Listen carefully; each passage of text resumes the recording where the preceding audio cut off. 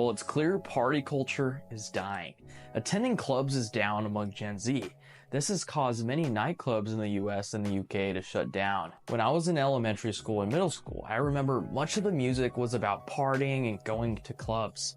You had Nelly, Usher, Lady Gaga, Rihanna, Justin Timberlake.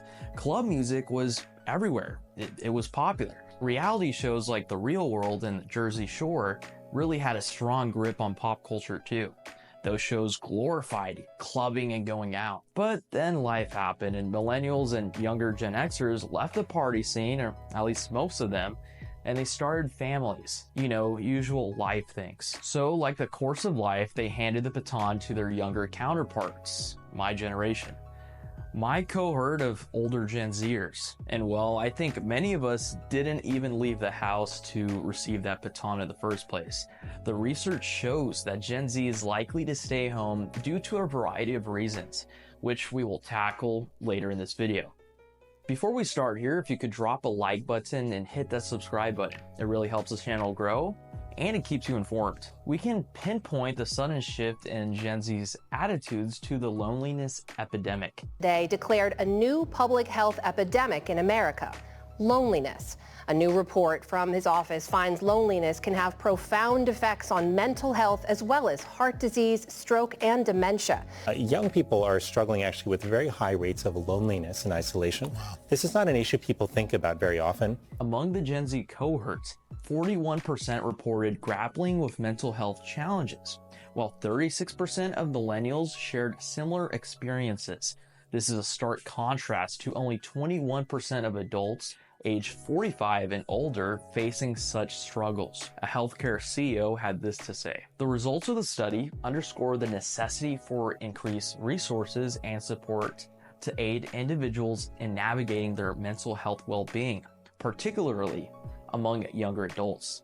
Honestly, you don't need to look too far to find that loneliness is really affecting Gen Z in drastic ways.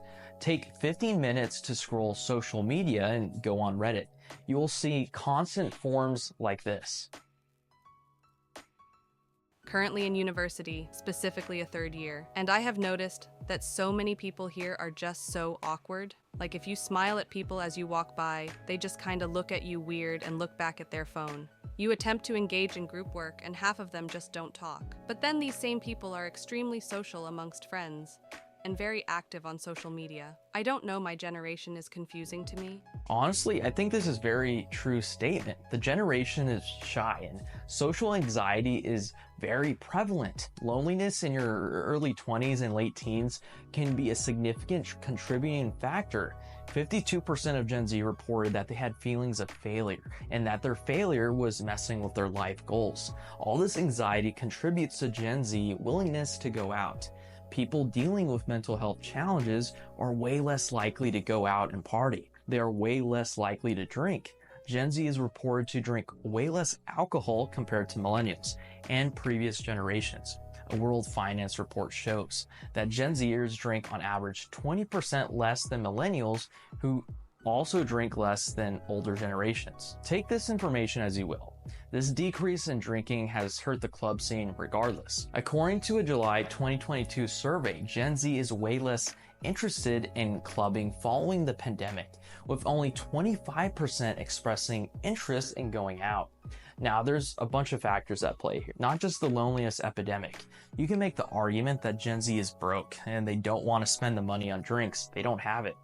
And drinks cost a good bit. $15 for a drink is a tough sell for someone who has tens of thousands of dollars in student debt. On top of that, the bar has many hazards and dangers, unfortunately. You can probably get my drift there. And for a generation that has high levels of anxiety, that is enough for them to not show up. You can also make the argument that Gen Z is a lot more educated when it comes to alcohol consumption. I mean, it's no secret that a lot of consumption can really mess with your body. That's just putting it lightly. According to a Nielsen 2024 trend report, 54% of Gen Zers use TikTok to browse food and drink trends.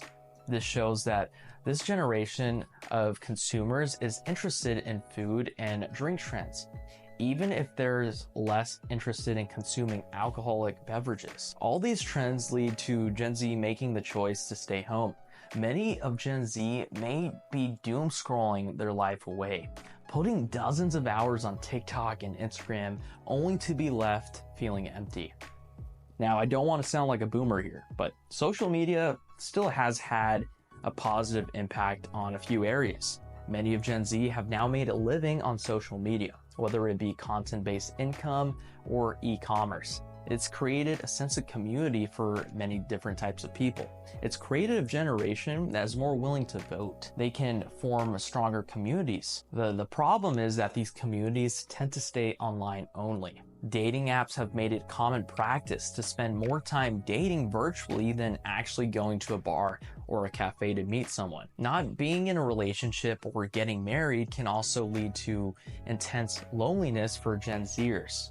Now, we can't talk about clubs without talking about music. Quick story time here. I was driving home last week and this Katy Perry song came on the radio last Friday night. You might have heard of it. It held the '1 spot on the Billboard 100 for a few weeks. Now, I'm sure you've heard of the song, but basically it's about partying so hard that you forget everything that went on Friday night. It came out in 2011. I was a kid at the time and pretty much all of Gen Zers were kids. It was a millennial anthem, glorifying a wild night out without giving a care in the world. So I was in the car and then the next song came up. It was Driver's License by Olivia Rodrigo.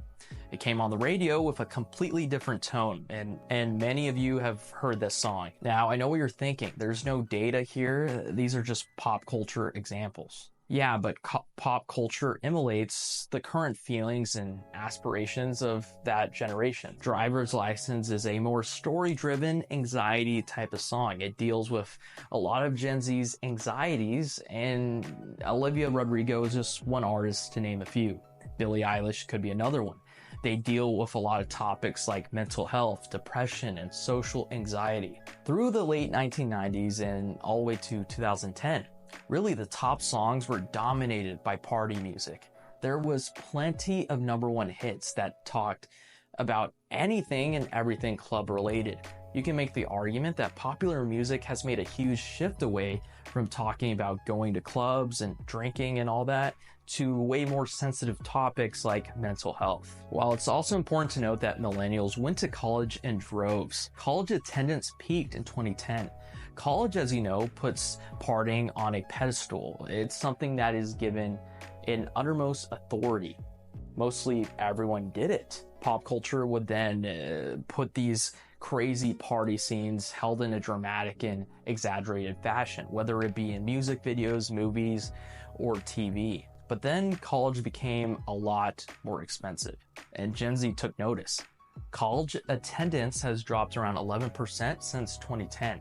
On top of that, the trend that many of you might know about is Gen Z are now opting out of attending college altogether. Some of them are even skipping the dorm scene. They're just living with their parents so they can save, thousands of dollars. Why wouldn't they?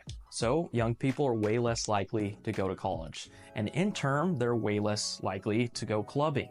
Plus, like I said, Gen Zers are broke, and spending $15 on a drink, that's a huge, costly proposition.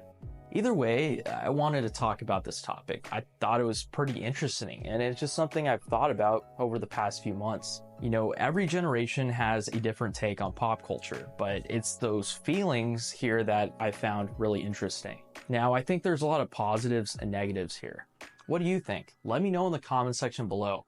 Do the negatives outweigh the positives? Well, guys, thank you so much for watching this video. Be sure to hit that like button and hit that subscribe button. And like always, we'll be back with another video.